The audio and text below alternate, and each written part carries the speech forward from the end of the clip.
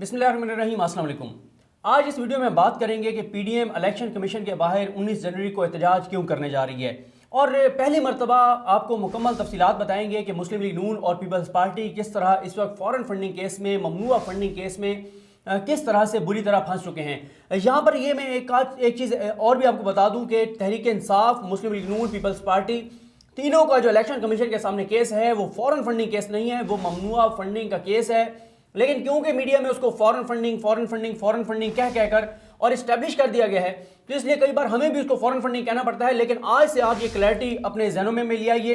अभी मैं आपके सामने डॉक्यूमेंट्स भी दिखाऊंगा, आपको चीज़ें भी बताऊंगा, और ये एक सीरीज़ है जो है वो वीडियोज़ की, 3-4 वीडियोज़ में आपको मैं बताऊंगा कि मामला मुकम्मल तौर पर है क्या। लेकिन इस वीडियो में मैं आपको वो डॉक्यूमेंट्स दिखाऊंगा जो आपने किसी भी टीवी चैनल पर नहीं देखे होंगे, कि किस तरह से इलेक्शन कमीशन ने पीपल्स पार्टी और मुस्लिम लीग नून के बारे में तहरीरी तौर पर इंकशाफात किए हैं, और दस्तावेजी सबूत आपके मैं सामने रखूंगा।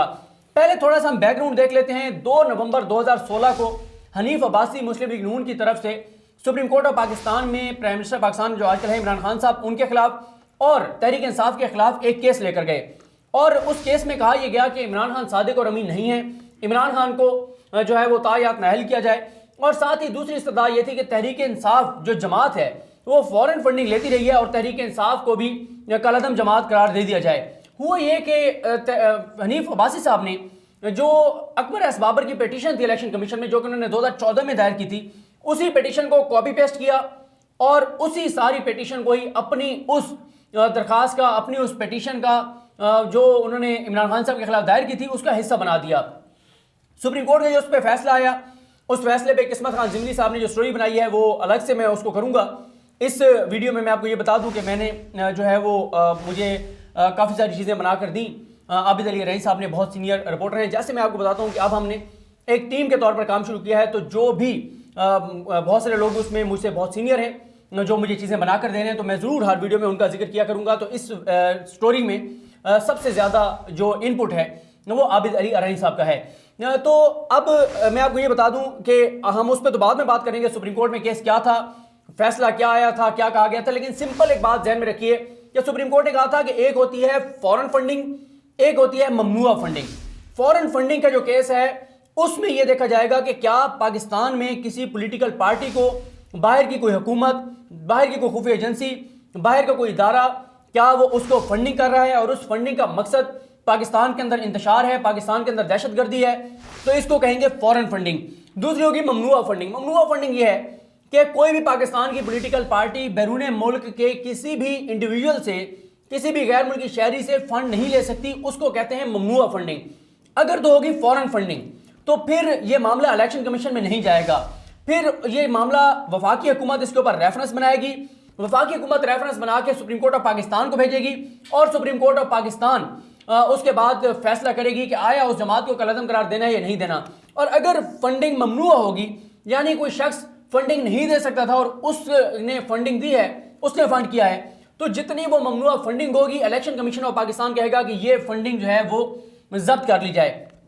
यहां पे मैं आपको एक और चीज बता दूं कि अगर तहरीक इंसाफ के ऊपर जो इल्जाम लगता है कि ये फॉरेन फंडिंग लेते रहे हैं, तो फिर उसके बाद बेहतरीन मौका था मुस्लिम लीग नून की हुकूमत के लिए, वो तहरीक इंसाफ को चंद दिनों में कलअदम जमात करार दिलवा सकते थे। कैसे? जो हनीफ अब्बासी ने दरखास्त दायर की थी उसका फैसला आया 15 दिसंबर 2017 को। उस फैसले में यह बता दिया गया था कि फॉरेन फंडेड जो जमात होगी उसके खिलाफ रेफरेंस वफाकी हुकूमत बनाएगी, रेफरेंस बना के election commission supreme court of Pakistan को भेजेगी, और सुप्रीम कोर्ट ऑफ पाकिस्तान उस पर फैसला करेगी। अगर फॉरेन फंडिंग के सबूत मौजूद थे, अगर फॉरेन फंडिंग इस्टेब्लिश थी, फिर मुस्लिम लीग नून की हुकूमत फौरन ये केस बनाकर और सुप्रीम कोर्ट ऑफ पाकिस्तान को भेज सकती थी।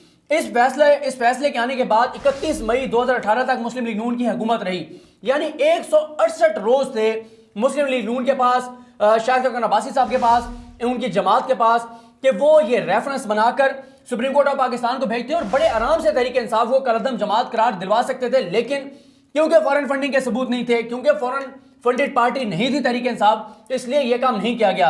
अब इसके बाद हुआ ये कि सुप्रीम कोर्ट ऑफ पाकिस्तान ने जो फैसला दिया, उस फैसले में लिख दिया, जो प्राइम मिनिस्टर पाकिस्तान आजकल इमरान खान साहब, उनके खिलाफ जो फैसला था और तहरीक इंसाफ के खिलाफ, उसमें यह लिख दिया गया था कि इलेक्शन कमीशन की आईनी और कानूनी तौर पर जिम्मेदारी है کہ وہ پچھلے 5 سال کی کسی بھی پولیٹیکل پارٹی کا جو الیکشن کمیشن کے پاس رجسٹرڈ ہے، جو سیمبل لیتی ہے، جو الیکشن لڑتی ہے، اس کا وہ آڈٹ کرے گا الیکشن کمیشن آف پاکستان. یہ اس کی آئینی اور قانونی ذمہ داری ہے. اس کے بعد کیا ہوتا ہے کہ سپریم کورٹ آف پاکستان کے فیصلے کے بعد تحریک انصاف کے رہنما فاروق حبیب صاحب وہ کیا کرتے ہیں کہ وہ تیار کرتے ہیں ایک پیٹیشن، اور وہ پیٹیشن بھیج دیتے ہیں الیکشن کمیشن آف پاکستان میں، لے جاتے ہیں الیکشن کمیشن آف پاکستان میں. اور اس وقت ان کے وکیل تھے فیصل چودھری ایڈوکیٹ صاحب، جو کہ فواد چودھری صاحب کے بھائی ہیں.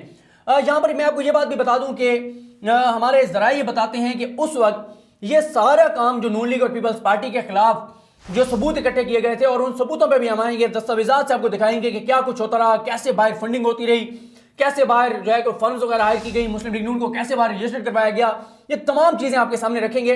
لیکن بتایا جاتا ہے کہ یہ ساری چیزیں جہانگیر خان ترین صاحب نے، ان کی ٹیم نے کی تھی، اور اس کے بعد تحریک انصاف کی جانب سے جو فاروق حبیب صاحب ہیں وہ یہ معاملہ لے کر گئے الیکشن کمیشن آف پاکستان کے پاس. اب ہوتا یہ ہے کہ الیکشن کمیشن کے پاس 3 پارٹیز کے خلاف درخواستیں آ چکی تھیں. ایک تحریک انصاف اس کے خلاف پہلے سے موجود تھی، اکبر ایس بابر کی، ایک پیپلز پارٹی، اور اس کے بعد مسلم لیگ نون. انہوں نے ان تینوں کے لیے ایک اسکروٹنی کمیٹی بنا دی، بالکل اسی طرح سے جیسے آپ سمجھیں کہ جے آئی ٹی ہوتی ہے. اس میں ڈی جی لا، election commission, auditor general Pakistan کا نمائندہ، ایس سی سی پی کا نمائندہ، باقی کنسرن لوگ، یہ اسکروٹنی کمیٹی بن جاتی ہے. اب ہوا یہ کہ نون لیگ سے ریکارڈ مانگا گیا، نون لیگ نے کروڑوں روپے دینے والوں کا ریکارڈ ہی نہیں دیا. یہ انکشاف ہوا ہے الیکشن کمیشن کے دستاویزات میں. آگے چل کے میں وہ آپ کے سامنے چیزیں رکھتا ہوں، دستاویزات آپ کو دکھاؤں گا.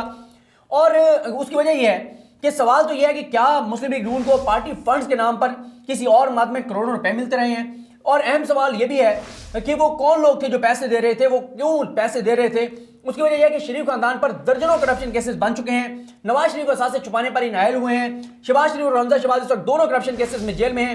شریف خاندان پر عام عہدوں کے لیے پارٹی فنڈز کے نام پر رشوت لینے کا بھی الزام ہے. تو اب دیکھنا یہ ہے کہ کیا شریف خاندان پارٹی فنڈز کے نام پر کک بیکس لیتا رہا ہے؟ اور اگر مسلم لیگ کو نون کو پیسے دینے والے جو ہیں وہ ان کے اوریجنل لوگ ہیں، ان کے اپنے ورکرز ہیں، ان کے اپنے لوگ ہیں، تو وہ نام کیوں نہیں دے رہے؟ آخر کس چیز کی پردہ داری ہے؟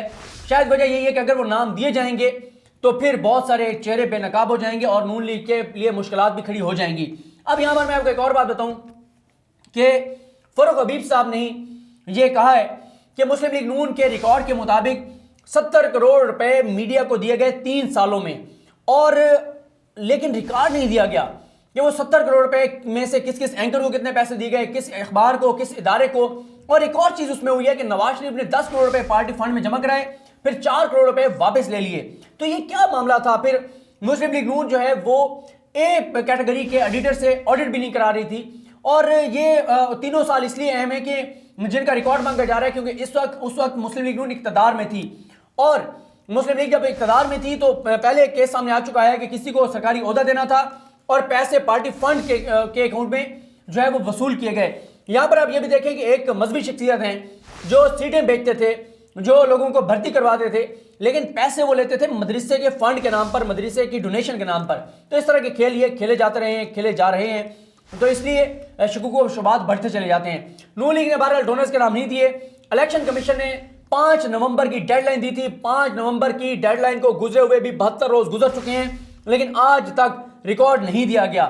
اور اس کے بعد جب ریکارڈ مانگا گیا تو نہیں دیا انہوں نے، اور نہ پیپلز پارٹی نے، نون لیگ نے. لیکن ابھی میں آپ کے سامنے صرف مسلم لیگ نون کا جلدی چیزیں رکھ دیتا ہوں. جو اس کا عنوان تھا، جو لیٹر تھا، جو آپ اپنی اسکرین پہ دیکھ بھی رہے ہوں گے، اس میں یہ تھا، عنوان تھا پاکستان مسلم لیگ نون کی غیر ملکی فنڈنگ کی اسکروٹنی. فاروق حبیب بنام پاکستان مسلم لیگ نون. اسکروٹنی کمیٹی نے 17 اگست 2020 کو اپنی رپورٹ میں الیکشن کمیشن کو جو بتایا وہ یہ تھا کہ ہماری یہ آبزرویشنز ہیں. پہلے انہوں نے کہا کہ ہمیں جزوی معلومات موصول ہوئی ہیں، بینکوں سے مانگی گئی مکمل معلومات کا بھی بینکوں سے جو معلومات مانگی گئی مکمل طور پر وہ بھی نہیں ملی. مکمل معلومات کی غیر موجودگی میں کمیٹی کوئی بھی رائے قائم نہیں کر سکتی. نہ مسلم لیگ نون نے ریکارڈ دیا، نہ بینکوں نے ریکارڈ دیا. الیکشن کمیشن نے 24 سپٹمبر 2020 کے حکم نامے میں لکھا ہے کہ ہمارے سامنے موجود کیس کے مختصر مگر متعلقہ حقائق یہ ہیں کہ درخواست گزار فاروق حبیب نے یہ درخواست مسلم لیگ نون کے خلاف بذریعہ صدر میاں محمد نواز شریف کے خلاف دائر کیا ہے. نواز شریف پھر بعد میں صدارت کے لیے بھی نائل ہو گئے تو پھر شہباز شریف صدر بن گئے. تو یہ الیکشن کمیشن کہتا ہے کہ یہ درخواست الیکشن ایکٹ 2017 کی شق 15 پولیٹیکل پارٹیز آرڈر 2002 اور جنرل کلاز ایکٹ 1897 کی شق 6 اور دیگر متعلقہ قوانین کے تحت دائر کی گئی ہے۔ درخواست میں استدعا کی گئی ہے کہ نون لیگ سے سال 2013 تا سال 2015 کے اکاؤنٹس کی تفصیلات منگوائی جائیں تاکہ مؤثر اور قابل اعتماد اسکروٹنی ہو سکے۔ مسلم لیگ نون کو انتخابی نشان الاٹ نہ کیا جائے کیونکہ اس نے مطلوبہ قانونی تقاضے پورے نہیں کیے۔ پھر یہ بھی کہا گیا کہ مسلم لیگ نون کے فنڈز تحویل میں لیے جائیں۔ یہ تمام باتیں کی استدعا کی فاروق حبیب صاحب نے۔ پیراگراف نمبر 1 میں یہ کہا گیا ہے کہ اس درخواست کے موصول ہونے پر مسلم لیگ نون کو نوٹس جاری کیے گئے۔ فاروق حبیب کی درخواست پر ہم نے نون لیگ کو نوٹس جاری کیے تو مسلم لیگ نون کے وکیل نے 27 مارچ 2018 کو تحریری جواب جمع کرایا۔ دلائل کے لیے کیس کی سماعت 3 مئی 2018 کے لیے فکس کی گئی۔ اس کے بعد یہ کہا گیا اس حکم نامے میں کہ دستیاب ریکارڈ سے یہ ظاہر ہوتا ہے کہ طویل وقت گزرنے کے باوجود فریقین کی عدم دلچسپی کی وجہ سے کیس میں پیش رفت نہیں ہو سکی۔ اس صورتحال میں الیکشن کمیشن نے ایک اسکروٹنی کمیٹی قائم کی تاکہ مسلم لیگ نون کے سال جو ہے وہ 2015 تا 2013 تا سال 2015 تک کے 3 سالوں کے اثاثوں اور واجبات کی اسکروٹنی کی جا سکے۔ اس معاملے کا فیصلہ کرنے کے لیے الیکشن کمیشن نے 6 ٹرمز آف کنڈیشن وضع کیے تھے۔ کمیٹی کو ہدایت کی گئی تھی کہ درخواست گزار کی جانب سے دی گئی معلومات کے مصدقہ ہونے کے حوالے سے جائزہ لے اور ممنوعہ فنڈز کی بھی نشاندہی کرے، یعنی جو معلومات فاروق حبیب نے دی ہیں ان کا جائزہ لیا جائے اور دیکھا جائے کہ کیا مسلم لیگ نون کو کوئی ممنوعہ فنڈنگ تو نہیں ہوئی۔ پیراگراف نمبر 2 میں کہا گیا کہ اگرچہ کمیٹی نے متعلقہ ریکارڈ اکٹھا کرنے کے لیے اپنی پوری کوشش کی ہے لیکن مسلم لیگ نون کمیٹی کی جانب سے مانگا گیا ریکارڈ فراہم کرنے میں لیت و لال سے کام لیتی رہی ہے، جس کی وجہ سے کمیٹی کو سماعت ملتوی کرنا پڑتی رہی تاکہ ٹرمز آف ریفرنس کے مطابق معلومات حاصل کر سکے۔ یہ آپ اپنی سکرین پر دیکھ رہے ہیں، ڈاکومنٹس موجود ہیں، لکھا ہوا موجود ہے جو میں آپ کے سامنے بتا رہا ہوں۔ اس کے بعد کہا گیا ہے ریکارڈ سے ظاہر ہوتا ہے کہ کمیٹی کے ہدایات پر مسلم لیگ نون کی جانب سے کچھ ریکارڈ تو فراہم کیا گیا ہے، نون لیگ نے کچھ فنڈز دینے والوں کی تفصیلات بھی فراہم کی ہیں، لیکن کمیٹی اس نتیجے پر پہنچی ہے کہ کچھ فنڈز دینے والوں کی مکمل تفصیلات فراہم نہیں کی گئیں۔ ریکارڈ کی تکمیل کے لیے کمیٹی کو الیکشن کمیشن نے اجازت دی تھی کہ گورنر اسٹیٹ بینک کے توسط سے مسلم لیگ نون کے اکاؤنٹس کی مکمل اسٹیٹمنٹ حاصل کرے۔ کمیٹی کچھ ریکارڈ حاصل کرنے میں کامیاب ہوئی، تاہم مکمل ریکارڈ ابھی تک فراہم نہیں کیا گیا، بینک بھی ابھی تک مکمل ریکارڈ نہیں دے رہے۔ اس کے بعد کہا گیا ہے کہ ریکارڈ کا جائزہ لینے سے انکشاف ہوتا ہے کہ کمیٹی ریکارڈ اور مواد حاصل کرنے میں گہری دلچسپی لے رہی ہے اور اپنی مثبت رپورٹ الیکشن کمیشن میں جمع کرانا چاہتی ہے، لیکن متعلقہ جماعت مسلم لیگ نون کے نامناسب رویے اور رکاوٹوں کے باوجود کمیٹی کچھ ریکارڈ اور مواد حاصل کرنے میں کامیاب رہی ہے لیکن مکمل ریکارڈ ابھی تک نہیں مل سکا۔ کمیٹی کے مختلف احکامات بالخصوص 16 جولائی 2020 اور 17 اگست 2020 کو جاری احکامات کے جائزے سے انکشاف ہوتا ہے کہ کمیٹی ریکارڈ اور مواد حاصل کرنے میں گہری دلچسپی لے رہی ہے تاکہ وہ فائنل رپورٹ الیکشن کمیشن کو پاس جمع کرائے، لیکن مسلم لیگ نون کے نامناسب رویے اور رکاوٹوں کی وجہ سے کمیٹی اس پوزیشن میں نہیں ہے کہ اپنی کوئی رائے دے سکے، تاہم کمیٹی نے اپنی نامکمل report election commission of Pakistan کے پاس جمع کرا دی ہے۔ اب ہم آتے ہیں بالکل آخری وہ ہے جو چیزیں ہیں، پوائنٹس ہیں۔ پیراگراف نمبر 3 وہ کہتے ہیں کہ ابھی تک کسی بھی طرح ریکارڈ مکمل نہیں ہے، اس لیے الیکشن کمیشن کے پاس اس کے علاوہ کوئی آپشن نہیں کہ کیس ریمانڈ کر کے دوبارہ کمیٹی کو بھیجا جائے اور ہدایت کی جائے کہ قانون کے مطابق جو اقدام ضروری ہیں وہ کرے اور مطلوبہ ریکارڈ اکٹھا کر کے 6 ہفتوں میں مفصل رپورٹ الیکشن کمیشن میں جمع کرائے، لیکن یہ عمل 5 نومبر 2020 تک مکمل ہونا چاہیے۔ یہ حکم تھا الیکشن کمیشن کا۔ 5 نومبر کو گزرے ہوئے 72 روز ہو چکے ہیں لیکن ابھی تک یہ معاملہ منطقی انجام کو نہیں پہنچا۔ اب کہا گیا کہ الیکشن کمیشن آرڈر 2002 کی شق 6 کے تحت قانونی ایکشن میں ناکامی کی صورت میں الیکشن ایکٹ 2017 اور آئین پاکستان کے آرٹیکل 204 کے تحت متعلقہ پارٹی کے خلاف کارروائی کی جائے گی۔ الیکشن کمیشن آرڈر 2002 کی شق 6 کو اپنے حکم کا حصہ بنایا ہے۔ اس میں بتایا گیا ہے کہ الیکشن کمیشن کے اختیارات کیا ہیں۔ الیکشن کمیشن کے پاس اختیار ہے کہ وہ اپنے امور کی انجام دہی کے لیے ہدایات یا حکم جاری کر سکتا ہے جن میں اپنے پاس کسی بھی زیر التوا معاملے میں مکمل انصاف کی فراہمی کا حکم دے سکتا ہے۔ الیکشن کمیشن کسی بھی شخص کی پیشی یا کوئی بھی دستاویزات پیش کرنے کی ہدایات کر سکتا ہے۔ یہ الیکشن کمیشن کے جو وہ اختیارات ہیں ان کے بارے میں بتایا گیا ہے۔ اس کے بعد کچھ اور بھی چیزیں ہیں لیکن آخری چیز یہ ہے کہ اگر کسی صورتحال سے متعلق کوئی قانونی پروویژن موجود نہیں ہوگی تو اس ایکٹ کے اطلاق کے لیے متعلقہ اتھارٹی وہ کام اس طرح کرنے کی مجاز ہوگی جس طرح کمیشن ہدایت کرے گا۔ یہ میں آپ کو بتا دوں، آخر میں نام آپ کو بتا دوں کہ چیئرمین جو ہیں الیکشن کمیشن کے وہ ہیں اسکندر سلطان راجہ صاحب، ممبر جو ہیں جسٹس ریٹائرڈ الطاف ابراہیم قریشی صاحب، ممبر ہیں جسٹس ریٹائرڈ مس ارشاد کیسر صاحبہ، ممبر ہیں نثار احمد درانی صاحب، ممبر ہیں شاہ محمد جتوئی صاحب۔ آخر میں 1 منٹ میں آپ کو یہ بتا دوں کہ یہ ساری تفصیلات سننے کے بعد آپ کو یہ بات پتہ چل گئی ہوگی کہ نون لیگ ریکارڈ نہیں دے رہی، کیوں نہیں دے رہی، وہ سوالات ہم اٹھا چکے ہیں۔ یہ جو الیکشن کمیشن کے سامنے 19 کو احتجاج ہو رہا ہے، اس کی وجہ یہ ہے کہ ڈیڈ لائن گزر چکی ہے، الیکشن کمیشن کوئی کارروائی کر سکتا ہے، بینکوں سے ریکارڈ مانگا جا رہا ہے، بینک ریکارڈ دے سکتے ہیں، نون لیگ کے لیے مشکلات کھڑی ہو سکتی ہیں۔ اس وقت الیکشن کمیشن سے NRO لینے کے لیے الیکشن کمیشن پر دباؤ ڈالا جا رہا ہے، تاکہ الیکشن کمیشن پر اتنا دباؤ ڈالا جائے کہ وہ صرف تحریک انصاف کے خلاف کارروائی کرے، لیکن ان کے کیسز آگے نہ بڑھیں۔ میرا یہ خیال ہے کہ 19 کو جب بلاول صاحب تو نہیں آ رہے، مریم صاحب آئیں تو اپنا ریکارڈ ساتھ لے کر آئیں۔ 18 کو اسکروٹنی کمیٹی کا اجلاس ہے، لیکن میں نے آپ کے سامنے یہ ڈاکومنٹس رکھے ہیں، آپ کو یہ ڈاکومنٹ اسکرین پر دکھائے ہیں، آپ کو تفصیلات بتائی ہیں کہ کیوں پی ڈی ایم اس وقت الیکشن کمیشن کے بارے احتجاج کر رہی ہے۔ ایک اور جماعت کے حوالے سے بھی امپورٹنٹ چیز ہے، وہ ڈاکومنٹس میں نے منگوائے ہیں، وہ ڈاکومنٹس جیسے ہی آئیں گے تو بات کریں گے۔ اس حوالے سے فہیم اختر صاحب نے بھی ویڈیوز کی ہیں، عدیل وڑائی صاحب بھی بات کرتے رہتے ہیں، کچھ اور بھی الیکشن کمیشن کے اچھے رپورٹرز ہیں۔ تو یہ کچھ تفصیلات تھیں، نیکسٹ ویڈیوز میں دیگر ایشوز پر بات کریں گے اس سے جڑے ہوئے، اور آپ کے سامنے الیکشن کمیشن میں چلنے والے ان کیسز کی مکمل تفصیلات ود ڈاکومنٹس رکھیں گے۔ مجھے اپنی دعا میں یاد رکھیں۔ اللہ کریم ہم سب کا امین آسرو۔ اللہ حافظ۔